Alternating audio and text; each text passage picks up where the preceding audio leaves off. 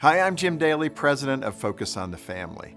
Do you remember meeting your future spouse for the first time? What attracted you? Was it their smile, the ways they made you laugh, or how they made you feel? Those early days of dating and getting to know one another are exciting and fun. Everything was just perfect. Then real life happens. You get busy with work and kids, you're doing things at church. Of course, all these things are good, but good things can get in the way of your marriage. You don't have time for date nights or even time to talk, and the risk is your marriage becomes nothing more than a business relationship. What you need to do is recapture that old spark and take your marriage back to those fun and loving days. And that's our goal with today's Perfect 10 Marriage event. We've invited couples from all over the world to share their journey. They know what you're going through because they've gone through it too. They've faced the same challenges and they've learned how to keep falling in love with each other over and over again.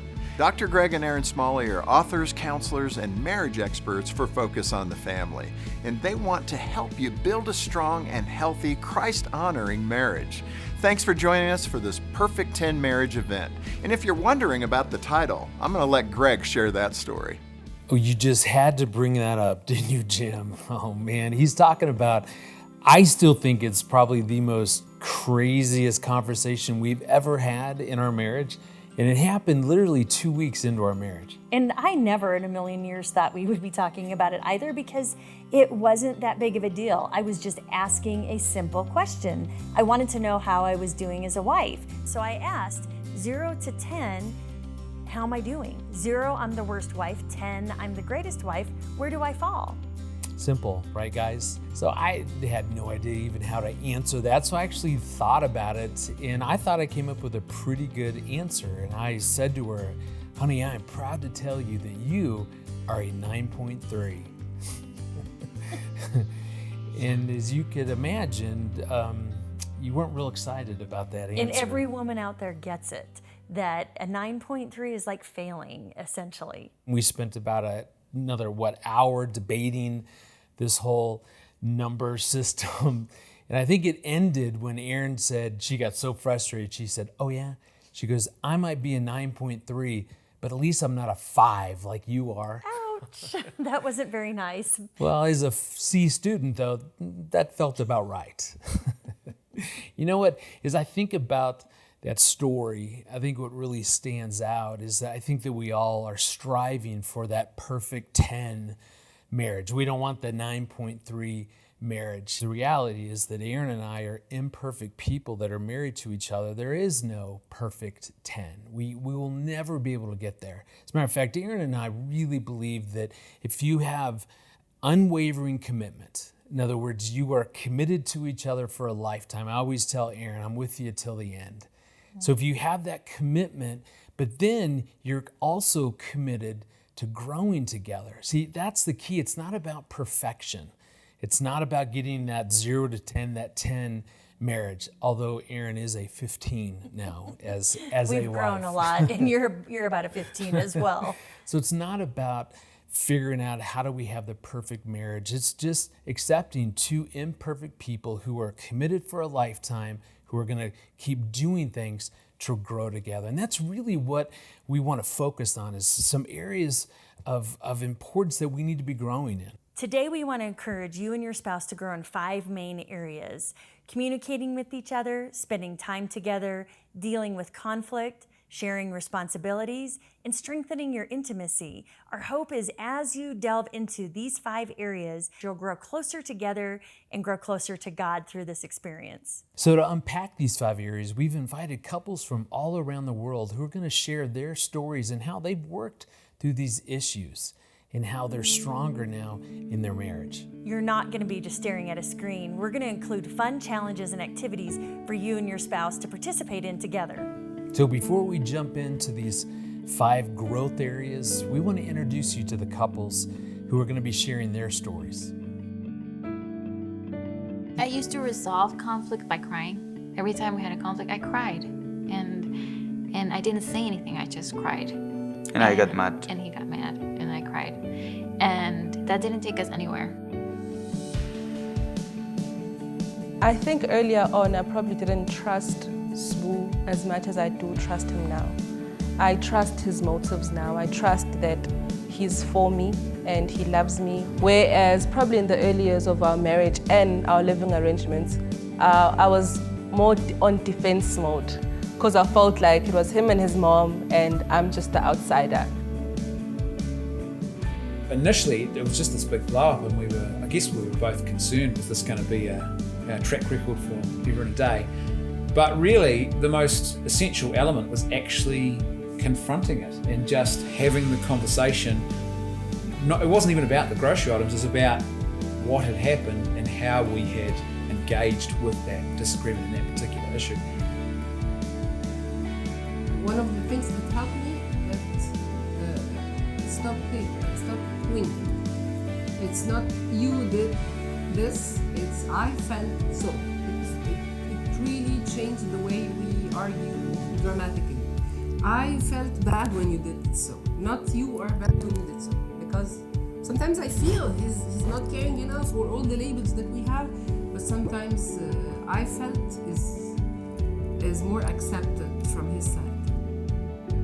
Intimacy increases as we get to know each other. I know now more than the day when I married Jean that she loves me. I know now with deeper assurance that Jean loves me today more than what I could even imagine, ever possibly imagine on the day of when we got married.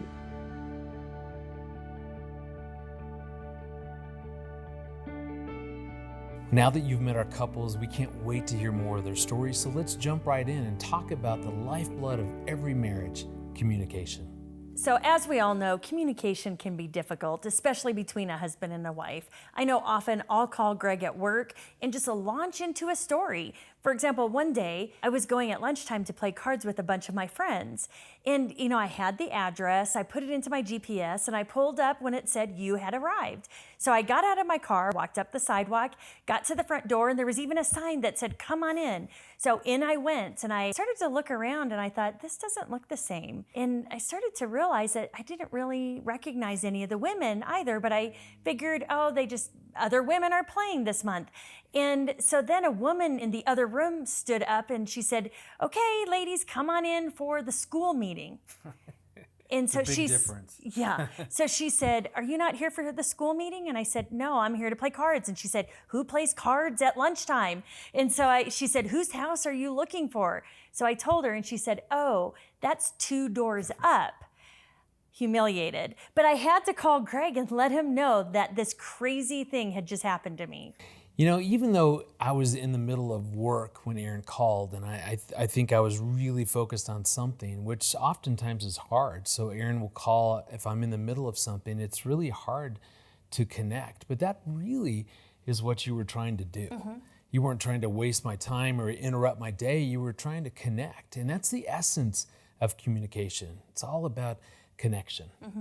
There's a researcher here in the States, Dr. John Gottman, who looks at bids for connection, that actually when our spouse approaches us and brings something up, like, hey, listen to what happened to me today, really what I was saying is, I want to connect with you. And we have a choice. We can ignore it, or we can turn towards and embrace that opportunity. And that's what Greg did that day. I called, although he was working, we had an opportunity to connect. Well, let's now turn to our couples and hear how they've used communication to connect in their marriage. I remember once we were driving together. We were going on this trip, and at the side of the road, they were selling watermelons. I just said, oh, look, they're selling watermelons. I like watermelons. And that was it. And I was like... And Jason just told me, yeah, I know you like watermelons. And he kept driving. And I got really sad, and I started feeling bad, and I got angry. And Jason was like, why are you angry at me? What's wrong? And I said, I told you about the watermelons. And he told me, no, you told me you like watermelons, but you did not tell me that you wanted watermelons. So I understood that I can't just say something and like interpret that Jason's going to interpret it what I'm trying to tell him to do if I don't actually tell him what I really, really want. We passed a while ago. Yes. Again, and they were selling watermelons, and I told him I want watermelons. So we bought the watermelons. Some of the lessons that I've learned about communication in our marriage, I've learned that it's actually not good to come into marriage with a lot of assumptions about marriage and how, like, I think because I work at Focus on the Family, you kind of have like, you know what you should be, how you should be talking and how communication is supposed to go. And then coming home and then that's not happening. For me, it would cause a lot of frustration where I felt like we were just not doing the right thing. We were not. And Usbu felt like, you know, he felt like I had a lot of expectation, like very high expectation of how he was supposed to communicate and how we're supposed to communicate as a couple. So it used to cause a lot of issues for us where he felt like I didn't receive how he's communicating and how he's wired. I already had standards for him that I needed him to rise up to, you know. So I think that was kind of a big barrier in the first years of our marriage. But I think I've learned how to allow him to communicate the best way that he can and allow him to be himself and allow me to kind of, you know, grow to understanding how he communicates and how I can better communicate because of how he's wired as well. I'm not very good in listening, and I confess, I mean, I know that I'm not very good in listening. Okay, sometimes I pretend I'm listening and I just nod with my head like this. And I know that sometimes even my opinion is not very effective. So I stay silent. And when I say my opinion, she do always the opposite. So Just about clothes. yeah, just clothes, yes. For main events that happens in my life, of course, I have no other choice. I always share my experience with her. This is good for me because sometimes I'm rushed and she is my mindset. She is my, no, you have to wait, you have to go that way. What about doing this stuff? And so I really respect her opinion most of the time, and I love to share my experience life with her. When I want to share something, I can never wait. So as soon as the thing happens, I keep calling him. I keep trying to reach him wherever he is. If you are at home, definitely I will go directly and tell him. But even if he was out, I just text him or send him a message or tell him just the super title of the news of what I want to share. Which is a little bit annoying, by the way. I mean, Yes. sometimes I'm doing my work and I have some stuff to do, and she calls me, can you imagine what happened with my friends? Okay, come on, Dina, this is not the right time. Let's make it later. So sometimes it's annoying, but it's okay. I mean, it's very important that, well, for me as a wife, that I can see that Brendan is listening to me. So he needs to nod and he needs to say, yes, dear, or words to that effect, and not be looking at his phone. Absolutely. Yeah, I think it's probably one of our weaknesses, but I think that's a human thing too, in the sense that you always tend to want to process the next phase in the discussion. You're thinking about your next point that you want to make, and you don't really listen. And I think particularly for us blokes as well, we don't often hear what's being said. We hear what we want to hear so we can fix it. But what we want to fix often is actually not the thing that needs to be heard and listened to. Doreen will always tell me, please, could you do this? And I don't know what I hear, but I hear something. And when she comes home, it's usually not done. But yeah, we try and work it. I mean, so now I've asked her to write things down for me, because when she lays out her instructions, sometimes it feels demeaning. It's like, oh, now she's mothering me. But if she writes them down, I'm easily receptive towards them, and then I can execute them. Yeah, and I think a miscommunication for me as well. Like I normally think that Usbu's like me, where I tell him something, I think that he's received it, and I'll come back and it's not done, and he's like, please remind me, and I'm like, but I said, you know, please do this, and he's like, but please remind me because I'm not wired like you. So it's a miscommunication because I think that he's going to grasp it just because I've said it, because that's how I am. When you say something, I receive it and I'll do it. And I'm usually in the nothing box during that time. But he's not. I need to remind him. We'll talk about it, but I'll have to remind him again, like, hey, do you remember that I said this? Can you please do it? You know, so yeah. And you've done well. Thank no, you. really, like, I do need reminding. Yeah, thank you.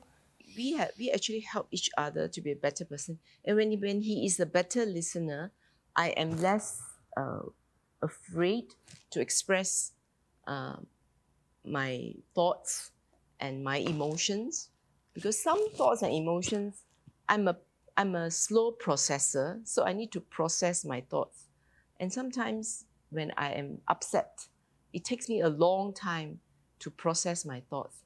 And because he has become a much better listener, I know that he's not going to jump at me at everything that I say. I know that he's just going to listen through and wait for me to express my thoughts, no matter how long it takes for me to share my emotions.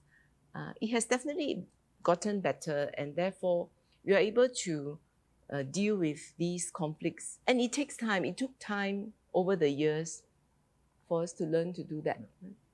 When you just show that you are available and you're just free to hear even the unspeakable things, it really matters. So I felt it sometimes by presence, just presence. I mean, it's part of listening.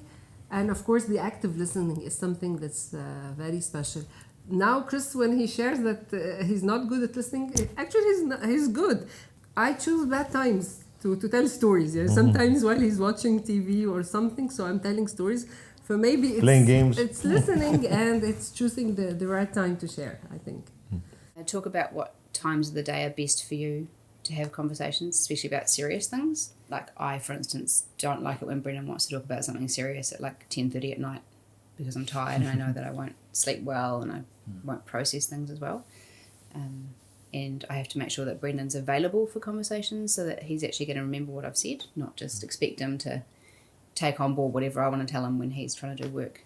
So yeah, I think it's really important to choose those times wisely. I think too, it's the fundamentals really matter. I mean, like if any of those gimmicks like talking sticks and things work for you, great. But for us, they're just gimmicks. And so what we needed to address was the fundamentals, like listening to the other person. That was absolutely essential. And figuring out what your communication styles are, like how you actually like to have a serious issue raised with you and what you expect that conversation to look like, not the content of it, but how you think it should unfold. And then I guess also is preparing for the fact that your communication style is going to have to adapt once you start having children, because that you can't then just drop everything and have a conversation on the spot once you've got children to care for as well. When I have a concern, I usually keep to myself, which is a huge dark spot in my life. She picks that up from me, and then she creates an environment which is safe for me to speak and share my concern with her. Yeah, Usbu is not really good with sharing concerns. I'm normally the one that actually has to say, hey, please, I have to throw it out of him, honestly.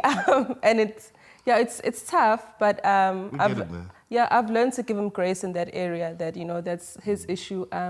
But I think I'm one who normally is able to share concerns. I can even share like on the spot, like, hey, I'm not happy with what you did there. And then I need to try to receive that. That's also an issue. From a very constructive point. Well, it's not personal, that he just receives what I'm saying and doesn't take it personally. In the earlier stages, I took it very personally. Yeah. And then walking away and coming back later gives perspective to what she was saying. Yeah. Actually, you have to learn to listen to your spouse and trying to know and understand what she's feeling, what she's trying to say, not actually what she's saying, but what she's trying to say. You have to communicate. Because you are so different. You think that you're perfect, know each other, but no, you're really different, and you will discover some things really amazing and stressful and annoying and some things you will enjoy a lot, but for growing together you have to communicate, and for learning to communicate you have to communicate. We live in a country where there's so much diversity, where I'm Zulu, that's my ethnic clan, and my wife I'm is Sutu. Sutu, yeah. So even there's barriers. You need to find a middle ground, and you need to shut out other voices, because we live in a time that is very opinionated. There's social networks, there's parents, there's families, and all of that. And when we get married, I don't get married to her, I get married to her family. And that's how we are taught, that when you get married, so it's so easy to shut her out and listen to her mom because I'm thinking I'm getting closer to her. Yeah. So my advice to newlyweds is that shut everybody out and focus on each your other. family. Yeah. Yeah.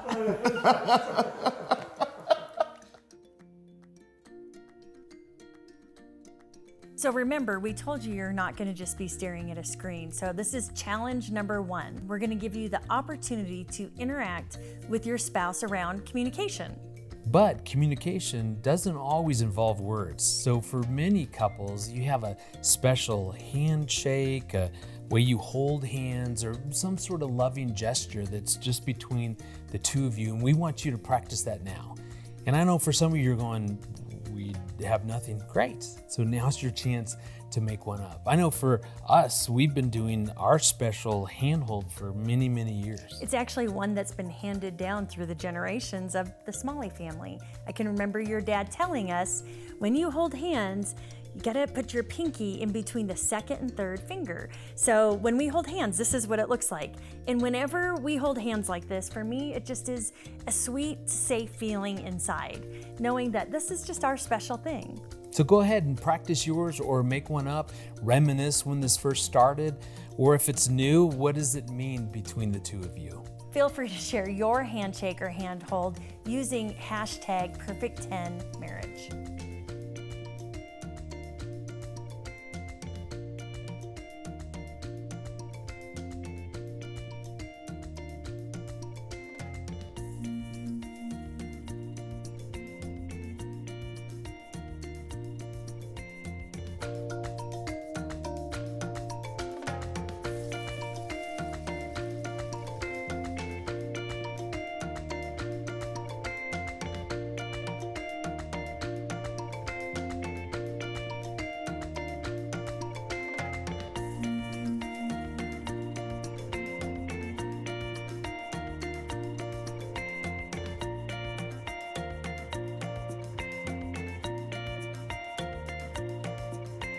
Welcome back. We hope that you enjoyed your first challenge and you came up with a really good handshake.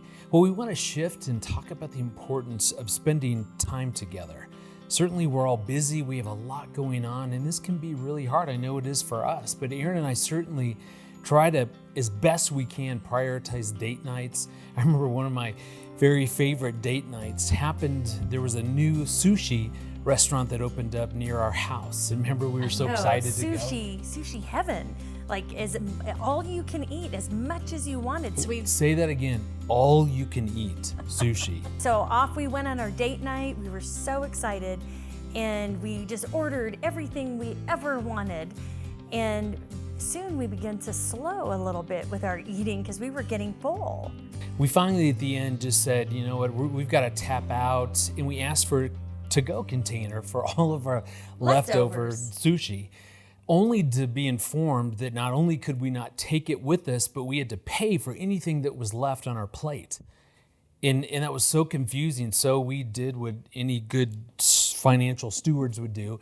We just tried to eat and finish up whatever sushi was left. And we were just so full, and we still had sushi. So my wife did something that to this day I still am so pleasantly surprised. I was so proud of her. Well, I don't know if it was just me. I think he participated too.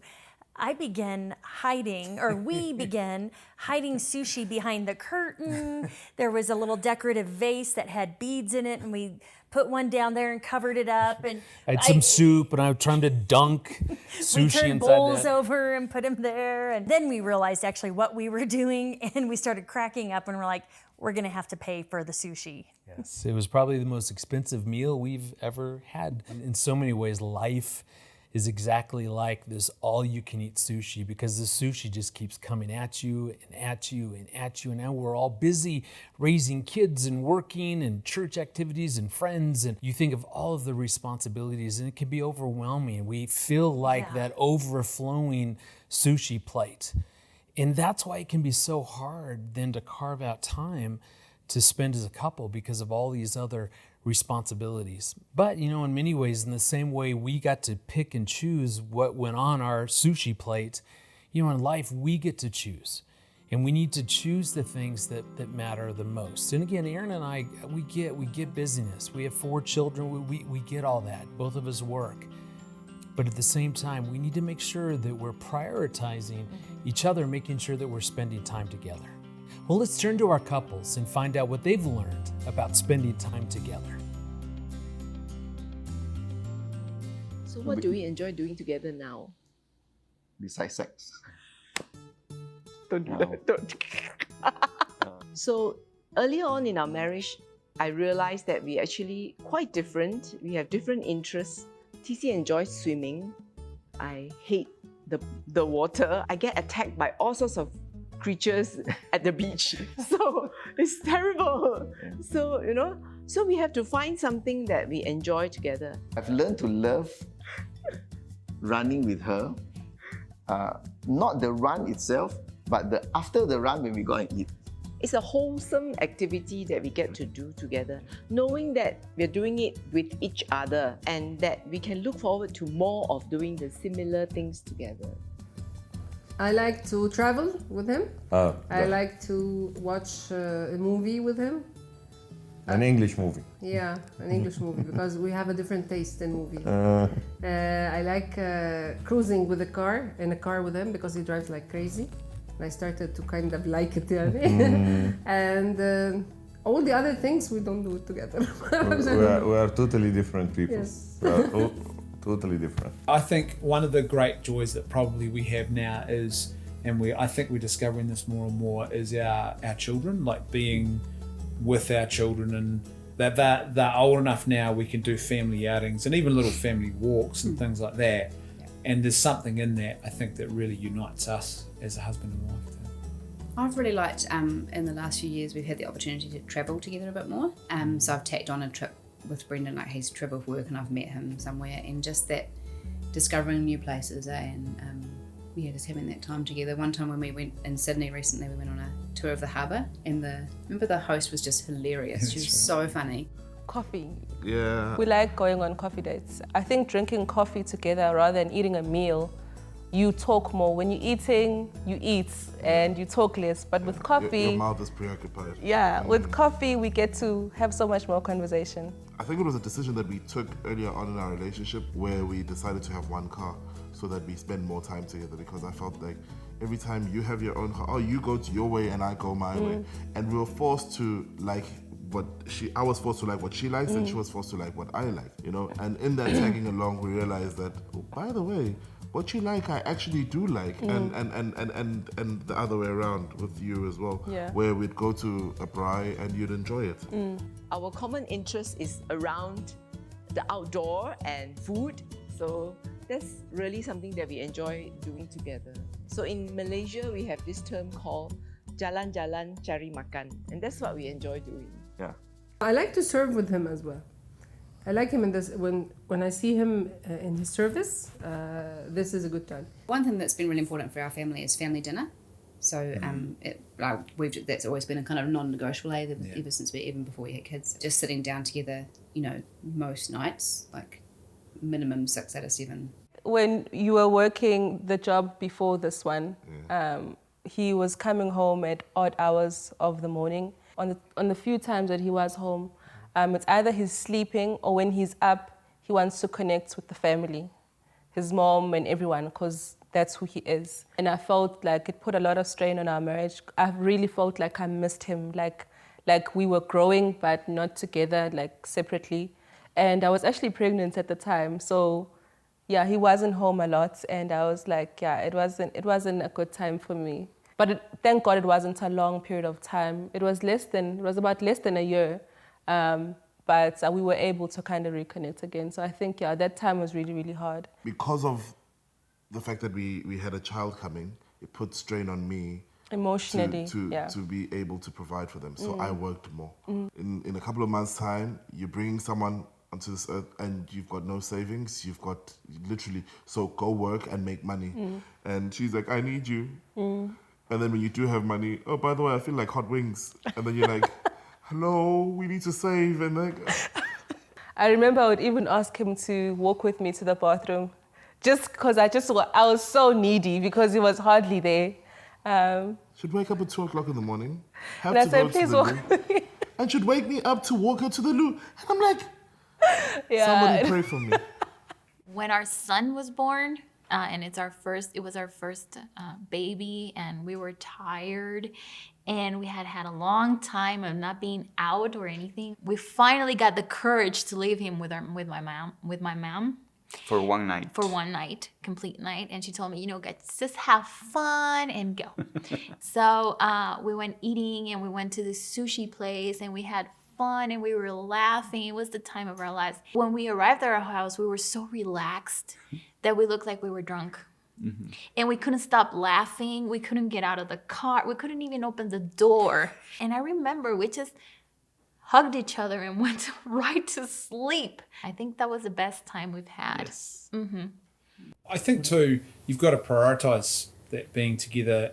It's easy when there's no children on the scene, but once children start arriving, and rightly so, they make their own demands of us, and that helps us to become better people, but it also means that they make demands of us. And so often marriage relationships suffer because people all of a sudden aren't as intentional about the spending time with the spouse. I think it's so important when you're a newlywed, going into marriage, it's so important to be friends, like become best friends, like try and find ways that you guys can grow your relationship to become best buddies. I think if that's your mentality, marriage becomes fun. I think it should be fun. It shouldn't be something that's just the serious thing, It should be fun. I'm a pastor. It's easy to get over schedule on ministry. And I used to do that. My ministry was my priority over my family. And I ignored Pamela and a lot. And that really hurt our relationship a lot. Jason is a very good father, and and I am a very good mother. So we fell into a routine of being parents but not being spouses. And I ignored him just to take care of all the attention that our kids needed, and he did the same. Thank God we realized that we were doing that, and again we asked for help, and we corrected what needed to be done, set priorities straight, set our marriage as a priority before being parents, and it's been a good decision.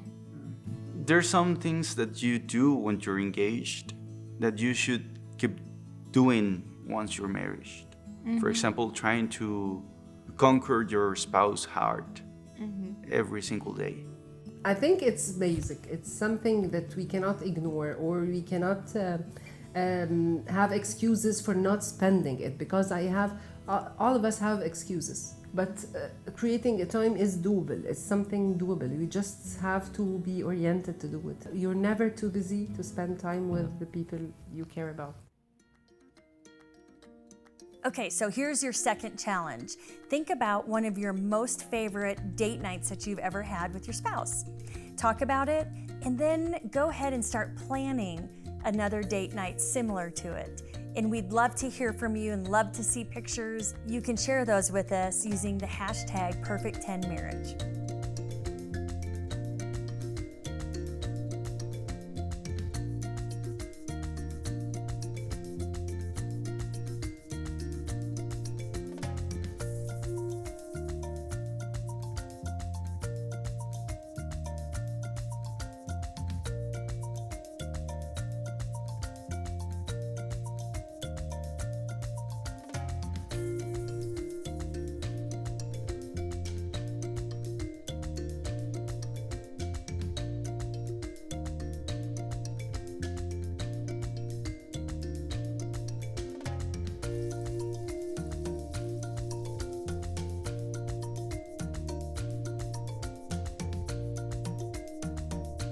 Welcome back. We hope you enjoyed reminiscing about some of those earlier dates. Erin and I want to talk about such an important topic, and that's conflict. And certainly if you have a perfect 10 marriage, you never experience conflict. I know we don't, at least we haven't in the last 5 minutes, because all of us experience conflict.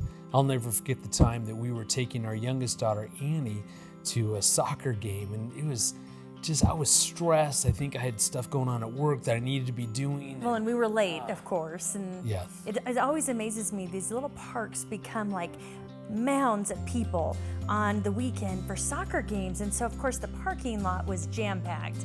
There were cars lining the street. Not to mention that I had my young daughter in the back seat telling me where I should turn and how I should park. And hurry up, Dad, hurry up, I'm gonna be late. I mean, I was so stressed by this time that I was done. And finally a spot opens up, and so I'm trying to parallel park into the spot, which I can do. So I want that to be clear. I can parallel park. I don't know what was going on, but I was having the hardest time. So I'd pull and turn and then have to stop and pull up again and then try it again. And it was like after the third time, my darling wife goes, "Do you need me to park the car?"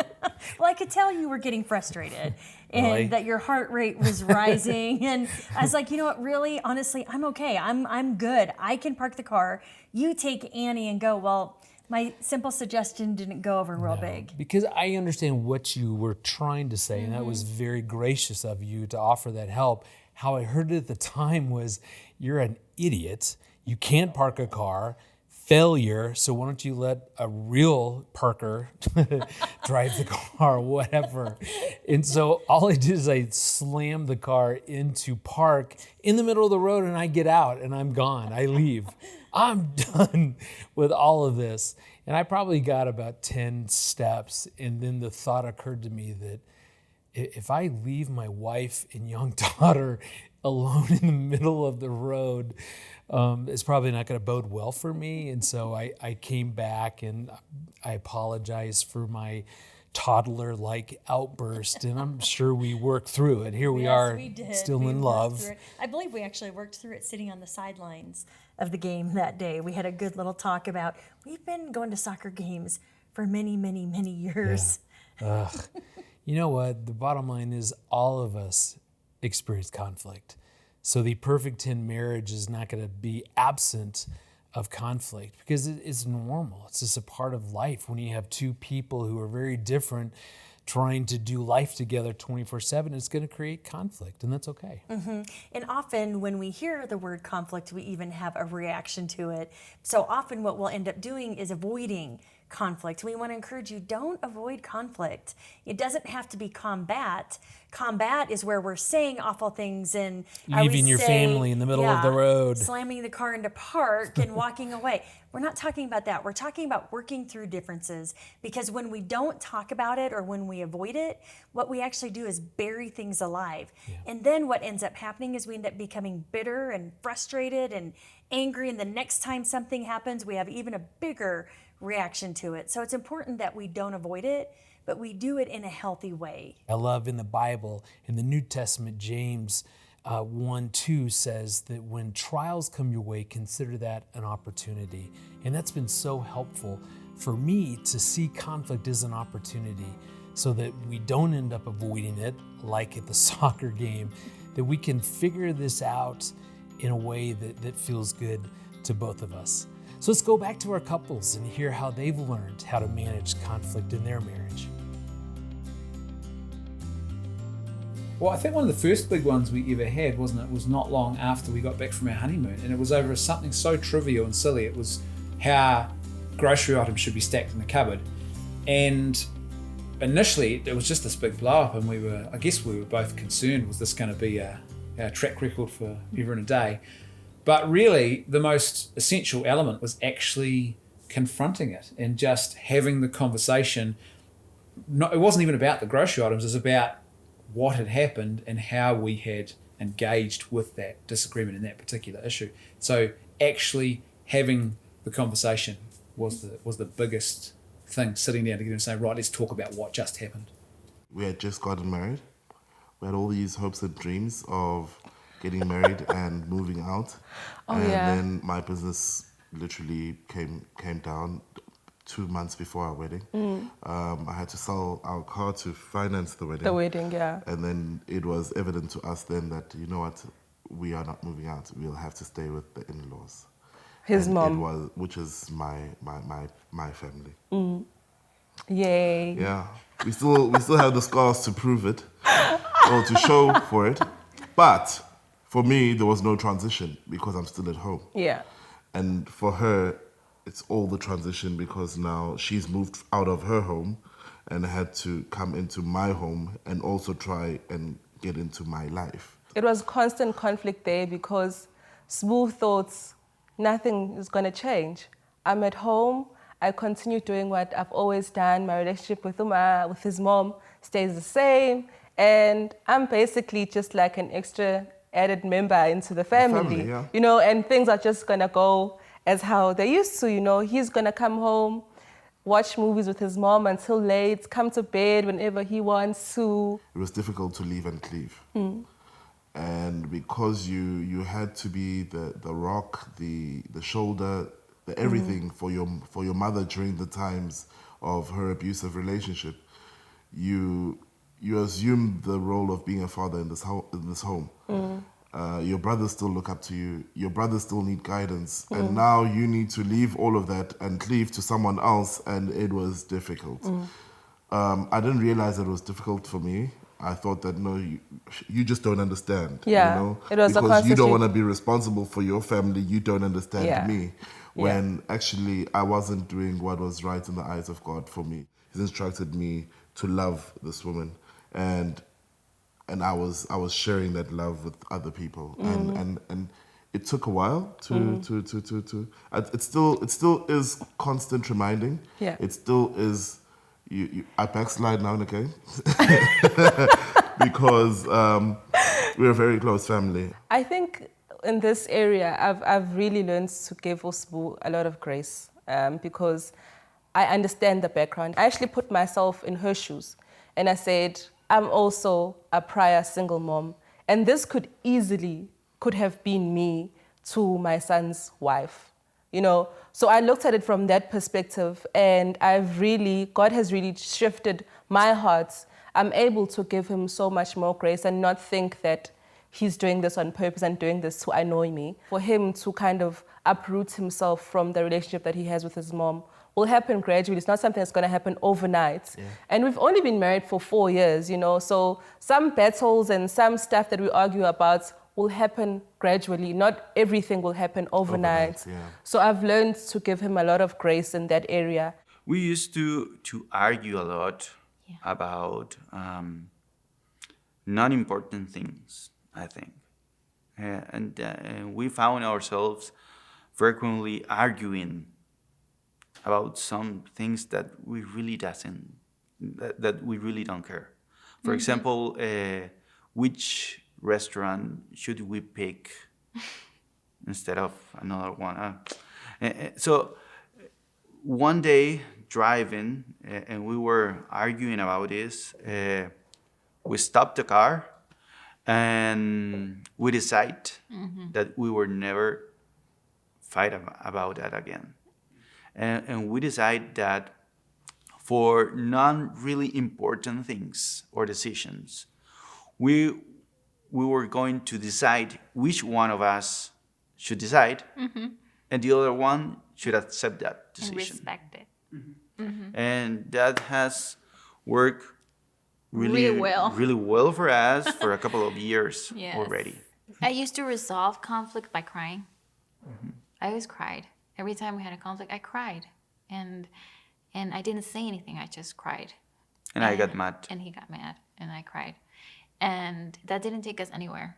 And then for a period of time, not a long time, I didn't say anything. And I was just rolled with it. But that's starting hurting my heart and hurting our relationship more than we even imagined.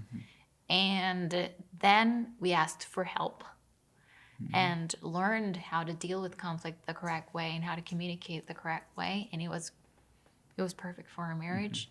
And now we have our boundaries, we have our rules, and we know how to fight, basically. Disagreeing is healthy. I mean, this is healthy for marriage. I mean, the very smooth marriage is not healthy.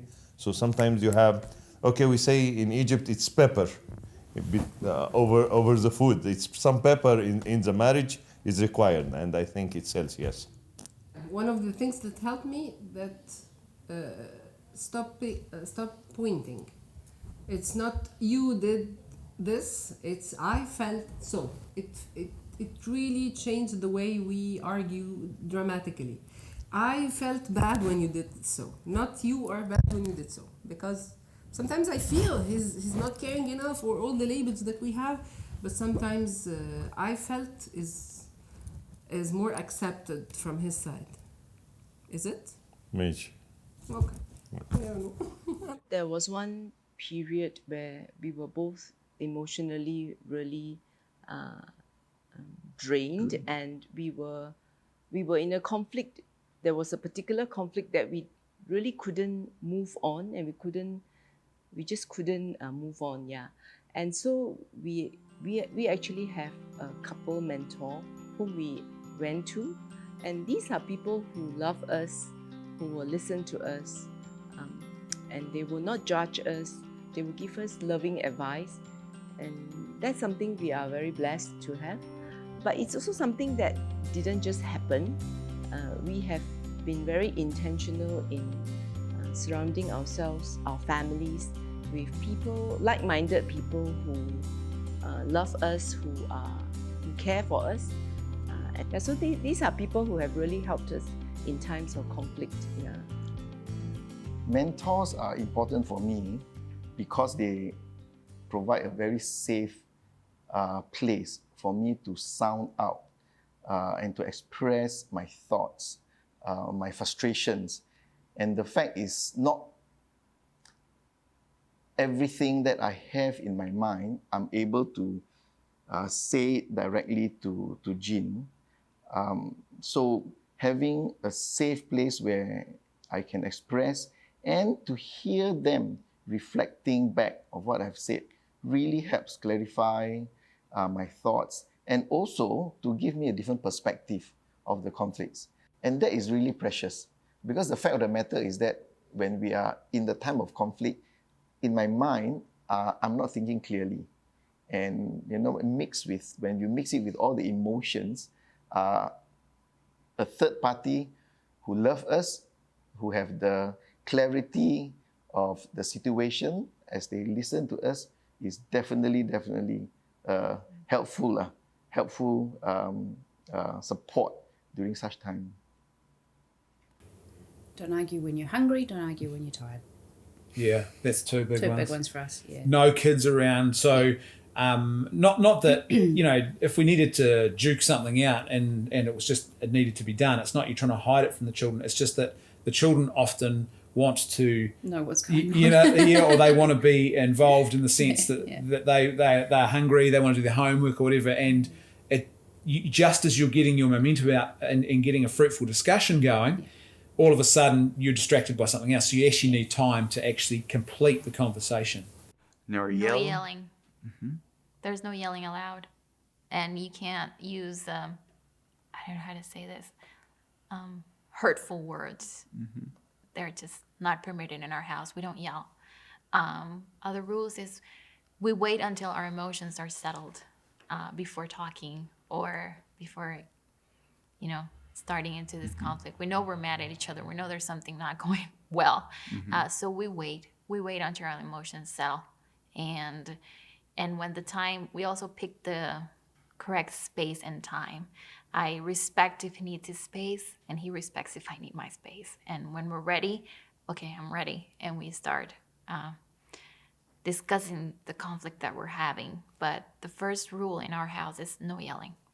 Well, lately, I learned to stop talking. When I stop talking, I give myself some time to relax, to rethink, and maybe find some solutions.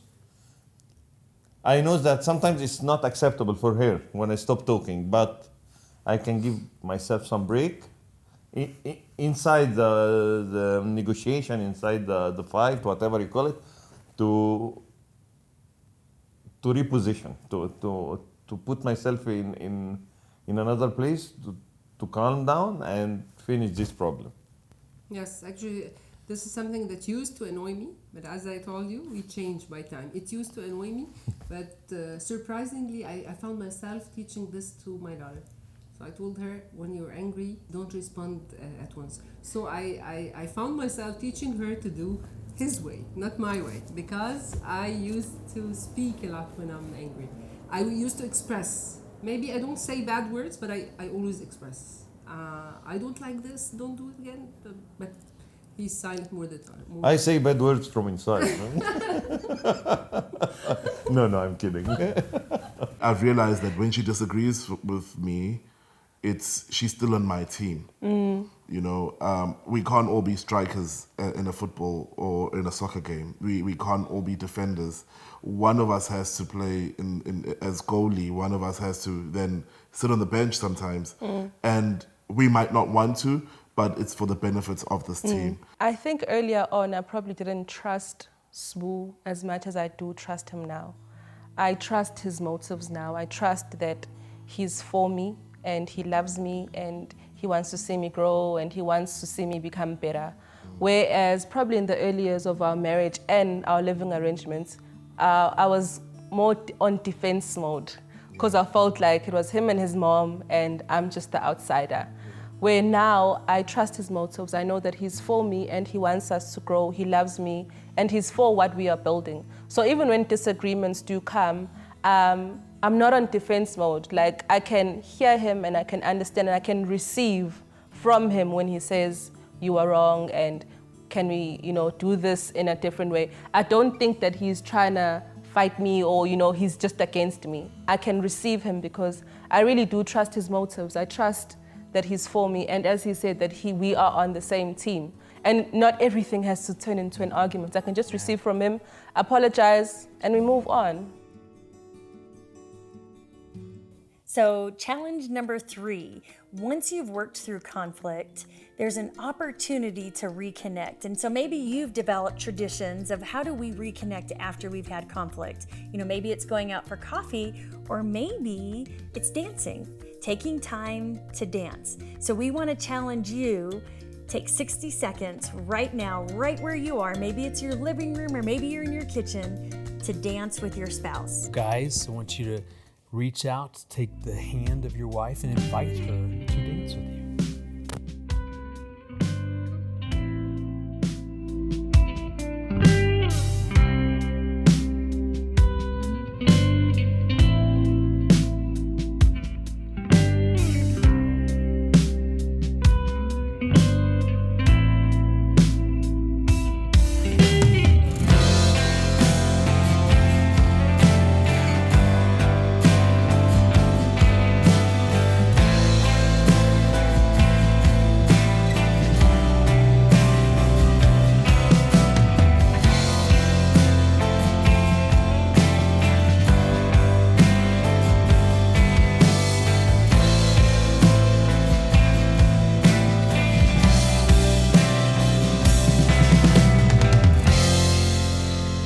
Welcome back. We hope that you thoroughly enjoyed dancing together. We'd love to see pictures, so use the hashtag #perfect10marriage and you can show those. I'm sure you guys looked beautiful as you danced. Another area that we want to focus on is how do we make decisions together as a team? How do we divide up household responsibilities and really stay connected? Because the chore wars can create a lot of difficulties in your marriage. I know for us it does. I'll never forget the time that I came home from work. As I walked in, I could just see the chaos from you trying to manage the kids and homework and you were preparing dinner as there was so much going on, and instantly I recognized, I need to jump in and help. And so I simply said to Erin, hey, how can I help? And I'll never forget your response. I'm guessing you didn't expect the response you got because I was kind of like, you know what, Greg, half of all of this is yours. So I think I said something like, you're a big boy, jump in wherever something needs to be done. And I don't know that went over real big. I remember feeling so offended, like, oh my goodness, I was totally just offering my help out of the goodness of my heart, and you're now attacking me. So I kind of very quietly went about helping. And then later on, I went to Erin and said, hey, earlier, I gotta be honest, that kind of hurt my feelings. I said, I genuinely walked in and saw that you needed help, and I was really just trying to do that. And she said, at every time that you simply offer your help, what you're implying is that all of this is my responsibility, and you're just out of the goodness of your heart offering to help now. But ultimately, it's still my responsibility. And I just kind of sat there bewildered thinking, well, surely that can't be how I really think or feel. And honestly, you guys, the more we talked about this, the more that I realized that that's probably pretty accurate. Yeah, I hear about this a lot with the couples I work with in marriage counseling. And so I know that it's not just us that deals with this. Really, the question I was asking that day, you were saying, how can I help? Well, really what I was wanting to know is, are we in this together? Are you with me in every area of our life? And I see time and time again, and I know from my own experience as well, that when one person feels like they are carrying the bulk of the load, that resentment can set in, bitterness can set in, someone can feel like they're being taken advantage of, and that just doesn't go well relationally. No, it creates such disconnection in the relationship. But I think at the end of the day, as we're dealing with these chore wars, we've got to figure out some way to divide this up in a way that feels good to both people. It can't just be what feels good to me. It's got to be something that feels good for both of us. And so I know if our attitude is we're both equally responsible, we're trying to outserve one another, and then we're finding solutions that feel good to both of us, I know that we'll get through this. And I know our couples have gone through very similar experiences. So let's listen to how they've managed chore wars. For responsibilities at home, we decided to go for what we like to do. For example, I love to cook, so I cook at home. I don't cook. Breakfast, lunch. I don't cook. Dinner, snacks. I do all the cooking. Yes. Okay? Pamela loves to do the laundry. For some weird reason, I do. So what we did is we chose what we liked, and the other things we just divided them. So we have like a chart. Everybody knows what they have to do and when they have to do it.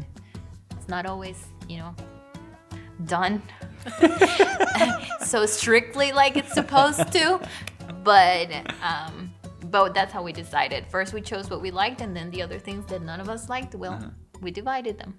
Everybody who knows me know that I'm really bad at cooking. I'm not a kitchen person. Yeah. I do cleaning, I do anything. I don't like cooking. I don't like being in the kitchen. So Chris, one of the things that really marked my life journey, that I do my cooking and I make my food for the family every day. This is something I don't like it. But he sometimes texts me while he was in the living room. So he texts me and he tells me, the house smells amazing. The food you're making with love. So it's not anything special, but this affected me very, very positive. So I was very keen since the beginning. I think I got this message 4 or 5 years after marriage or something. It left a very good impact on me. So I'm so keen about making food. But that's only when I'm in a good mood. Oh, sometimes. Otherwise, no. I've divided my responsibilities by listening to her. I guess that's the right thing to do. It's the safest thing to do. Just listen to your wife. That everything else will fall into place.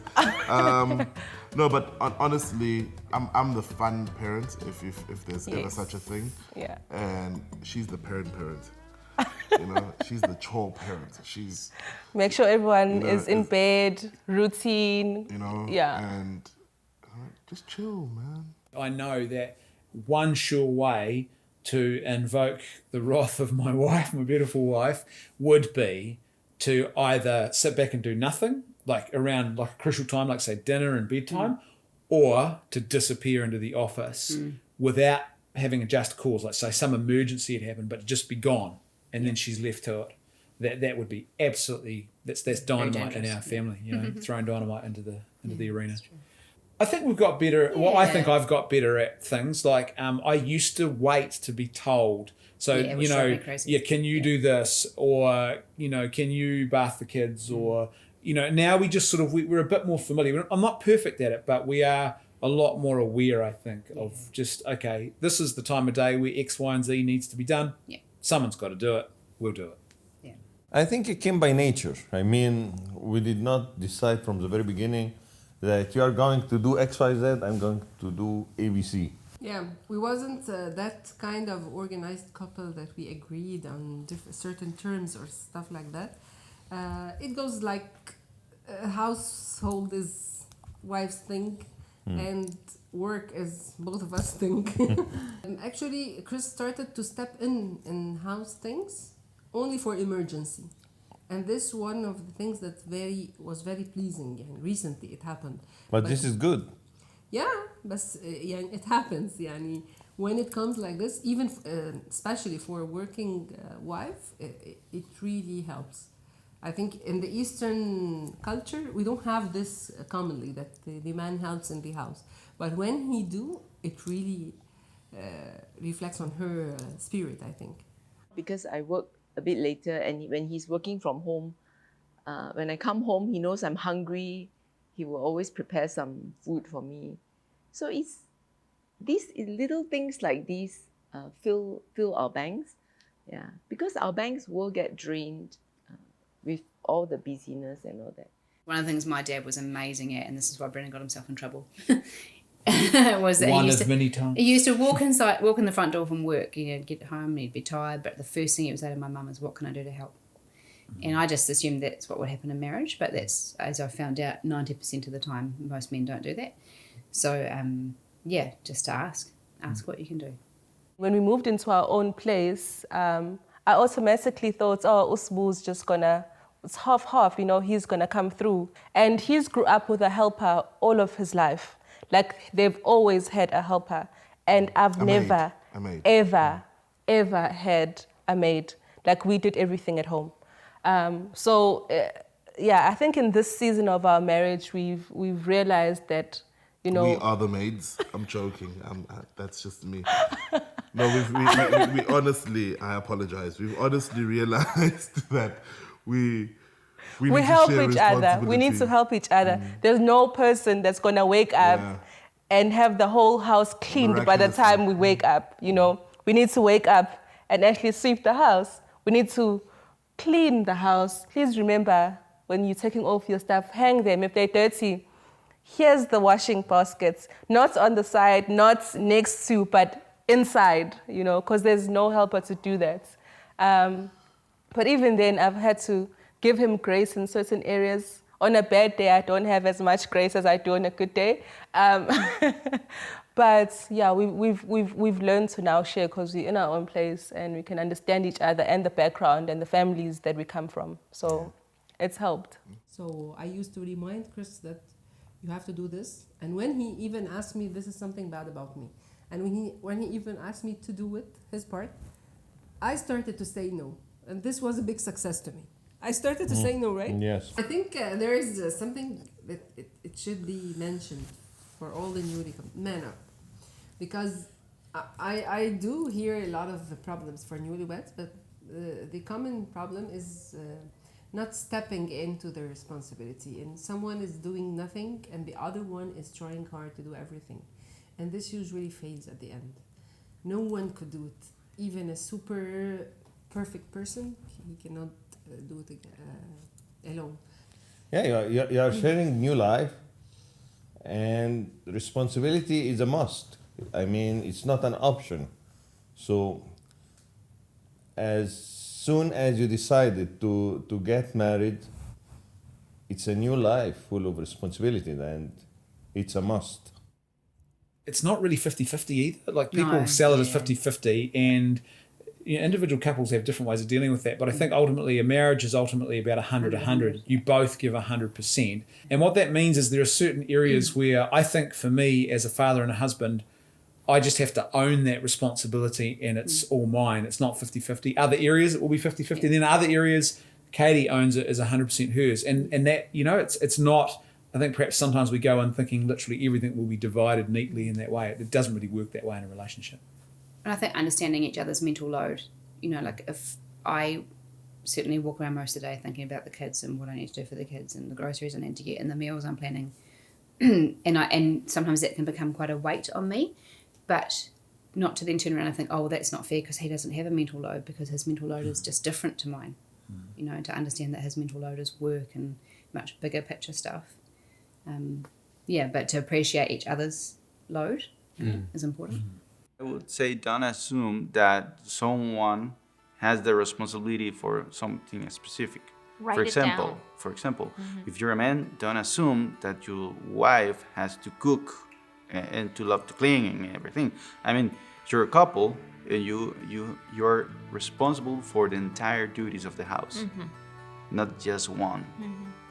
And so, talk about it. It's a shared responsibility. Remember that it's your home. It's your house. It's not your house. It's your home, and you're serving each other.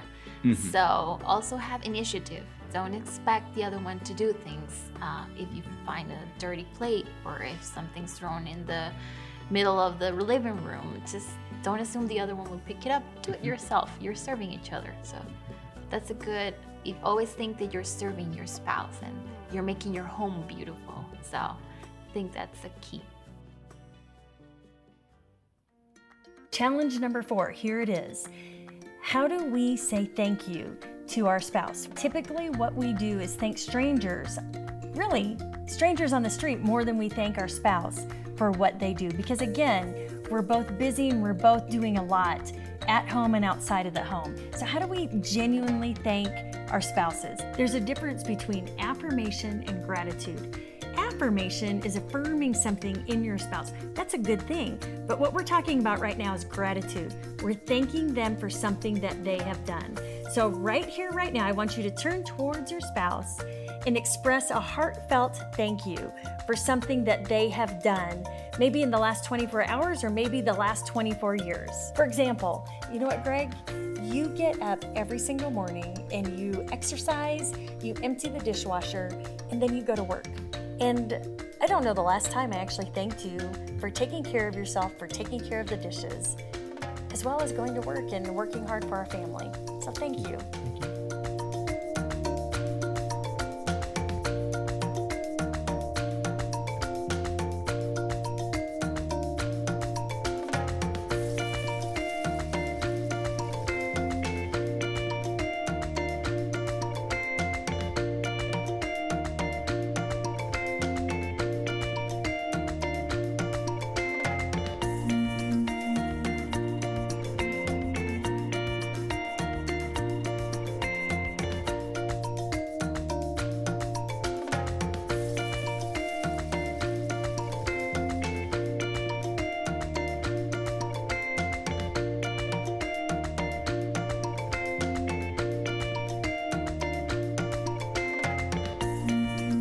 Welcome back from the challenge. We'd love to hear, what are you grateful for?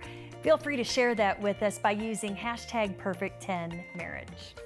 So now let's talk about intimacy. It's a great topic, my favorite topic to end with. And we're not just talking about sex.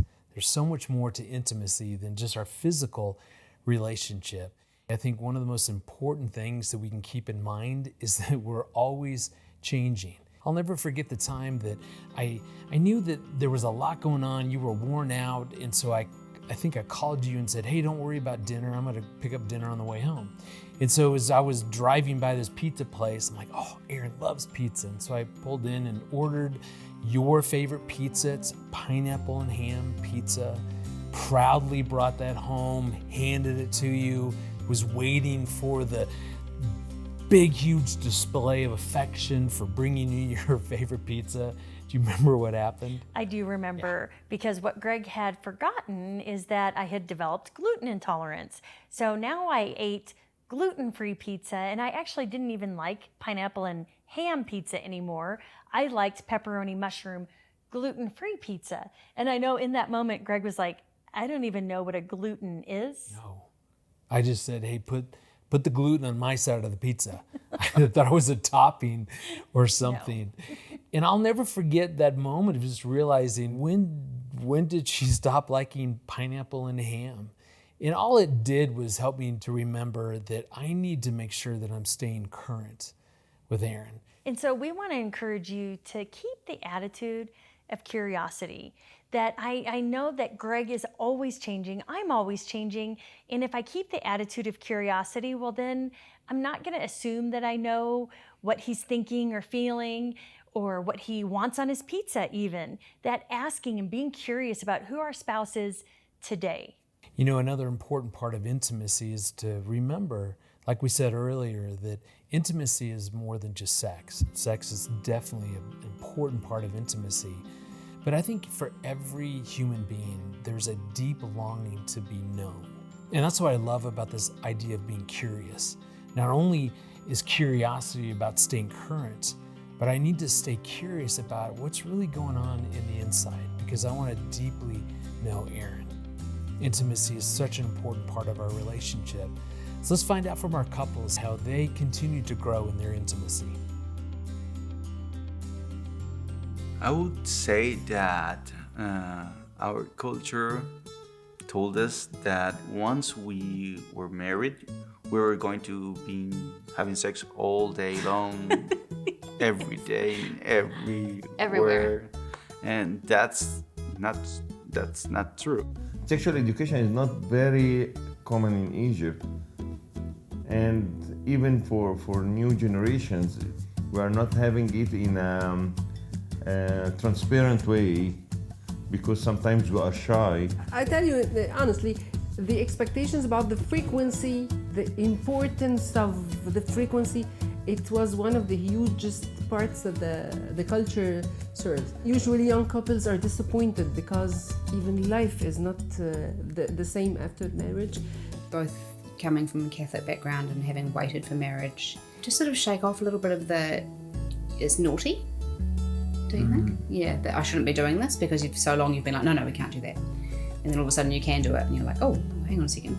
Yeah. You have to sort of shift your perspective a little bit. I think that's changing a little bit now these days, but yeah, without being taught anything. We come from a culture that's not open-minded. It's routine. It's not spontaneous. That is very secretive. That is very set in its ways. If you can recall a time you saw your parents kiss in front of you. Yeah. Never. Yeah. There's no intimacy. Yeah. Because what are you teaching the kids if you do that in front of them? You close the curtains, you switch off the lights. It has to be dark. It has to be dark. And you don't get to appreciate the next person's body because you're ashamed about your own body. That's why you do it in the dark. Because no one must know about it. So much that even when we were married and Doreen said we were pregnant, I was like, oh my gosh, we have our proof. parents will know that we are having sex, you know? So it might seem very stupid to someone across the world that we feel like this, but this is who we are. Yeah. And that's how we were raised. Since we decided to keep ourselves in purity during our relationship before getting married, once we get married, it was like discovering each other. We got to know really quickly that sex is physical, but it's also emotional relationship. It has a lot to do with the relationship and with even a spiritual aspect of our lives. One of the high expectations that community shows is about not about the intimacy, it's about sex itself. So it turned to be that intimacy is the best part of it. It's not the action, it's the surrounding of it. I think this was one of the things that changed after marriage. You've got to be willing to realize that quite possibly your expectations have been formed wrongly. And I think it's important. We live in a very porn-saturated, a very hypersexualized culture that has an emphasis on the physical, biological act of sex and not much more. And for us as Christians, we know that that isn't the be all and end all. And I think often there's a real danger, even Christians take that sort of stuff into their marriage and they have this expectation of what they think sexual intimacy should be. And it's not correct. I think the most beautiful thing about it is really when there's just that sort of raw, honest intimacy. It's not about the sex or the sexual intimacy. It's just about being together naked and having a conversation about mundane things. Who's doing the shopping tomorrow? Things like that. There's a deep level of intimacy that you get to after being sexual with your spouse that you can't compensate with anything else. And I think the reason why is because you're vulnerable at that stage. So you're at your most vulnerable when you are naked, when you have to bear all your scars. Because dressing up when you first meet someone, you could have all the makeup in the world, you could have all this glorified persona, and then all of that comes off for this intimate session. And knowing that, when you've seen all of me, you still love me, you still appreciate me, and you still think I'm the most beautiful woman than any other girl you meet on the streets, and you've seen me, all of me, It makes you feel so loved and feel so known by your spouse, being intimate in that way. Like, it makes you feel like your spouse knows you that well, and he still chooses to love, to stay and be with you and do life with you. Yeah. The other point is, we always tell young people about sex is that it is a 20-year warm-up. And what it means is that it gets better. What it means is that be realistic, that it is not just whatever that you see in Hollywood. That's not real. It's a learning process. It's not like on the movies, it's just going to happen and boom. It's growing every day. And we've been married for almost 10 years and we're still growing in that area. Things don't magically happen. You make them happen. So I think you don't have to be afraid to open up to your husband or to your wife and tell them what you like and what you don't like, what makes you feel uncomfortable, or what you do like and makes you feel very happy. You have to talk it naturally and don't take it personal. If the other person tells you, what, I did not feel comfortable with this, I did not like this, don't take it personal. They're not offending you. You're growing together. So just remember that the more you talk about it, the more you grow on it, and the better it will get. 2 points I would like to say. Number one is not to compare your situation with any other couple. Number two is to choose your resources. So as long as you choose the right source, you go a healthy life, you go a right life, you go a straight life. So comparing and the sources. Never ask your friends, never ask other couples. You have only one source and you have to go through it to reach your goals. Yeah, reading from the proper sources, I think. Exactly. But knowing more is not a bad thing. It turned to be a very good thing and healthy in intimacy issue. When Chris mentioned the Christian resources, one of the things that I've read early in my marriage and it really affected the idea of the sacrifice. We all have a cross in our rooms or something like that. So the idea is giving more than taking, even in their relation, sounded to be very related to this part of our marriage. I think a lot of discussions need to be had about sex. I think we need to kind of remove this blankets or the secrecy around intimacy and sex.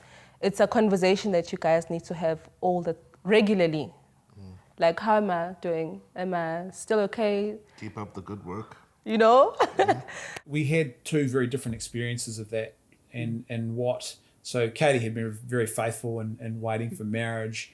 I'd made plenty of mistakes in that regard. So, it's funny what our expectations were, and mine was shaped perhaps a bit more negatively, and you can say in many ways Katie's was shaped more positively, and it was sort of learning to find that happy medium and negotiate that, and me to deal with mine and Katie to deal with her issues. Coming into the marriage with a child from a previous relationship, I had a lot of shame. So I wasn't even able to connect with my husband on a deep level because I had that I have proof that I was sexual prior to my husband. So for me, I had a lot of shame, and it actually kept me from actually being as open, intimate-wise, and even enjoying sex because I had those emotional issues that I had.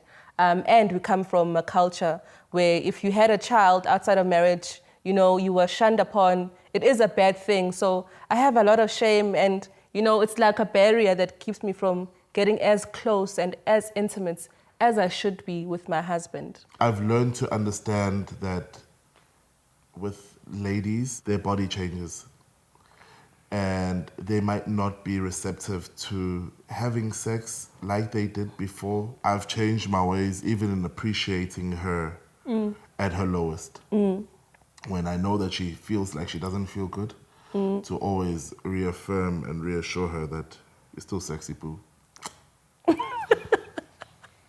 I think also bringing God into that, I think it's probably one area where a lot of Christians initially view it as this sort of, that's the thing we do, and hopefully God's not looking. In actual fact, it's this beautiful participation in this gift that he gives to us, and so why wouldn't he be part of that as well? And I think, it's not the separate thing. It's very much part of the gift that God gives us of marriage.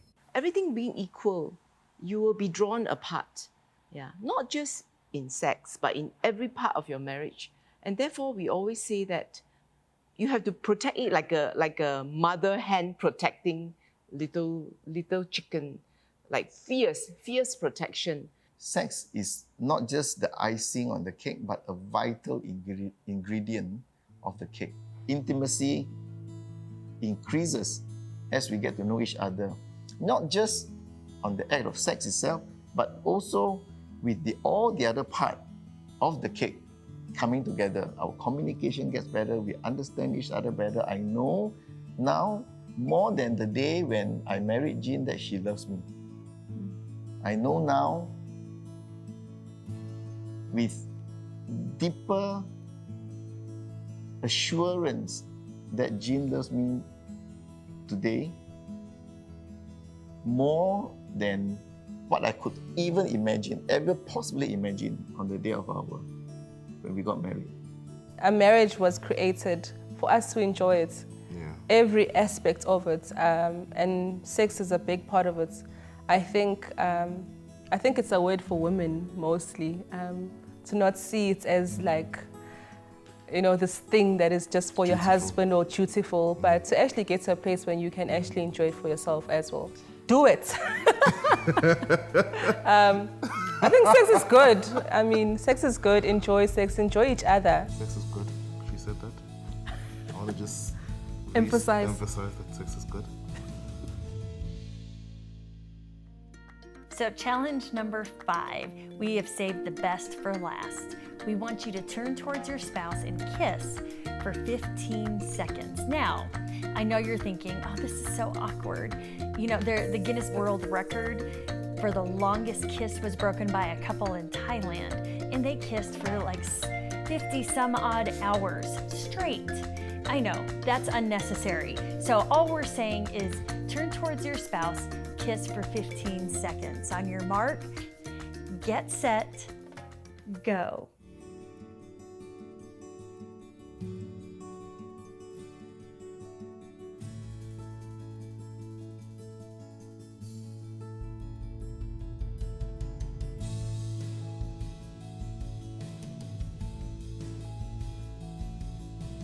Welcome back.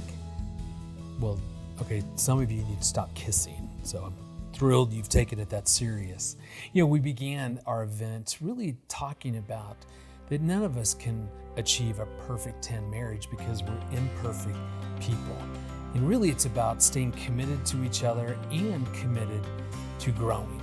And that's why we covered some important areas that Erin and I believe are essential to have a strong marriage. And so we've talked about communication, time together, conflict, shared responsibility, and intimacy. And so I have one more challenge for you. As a couple, choose one of those 5 areas that you're gonna focus on continuing to grow in over the next weeks and months to come. And don't forget that Focus on the Family is here to help, so be sure to reach out to your local office. And we have absolutely loved being with you and sharing this time with you. So again, thank you for investing in your marriage and thank you for spending this time with us.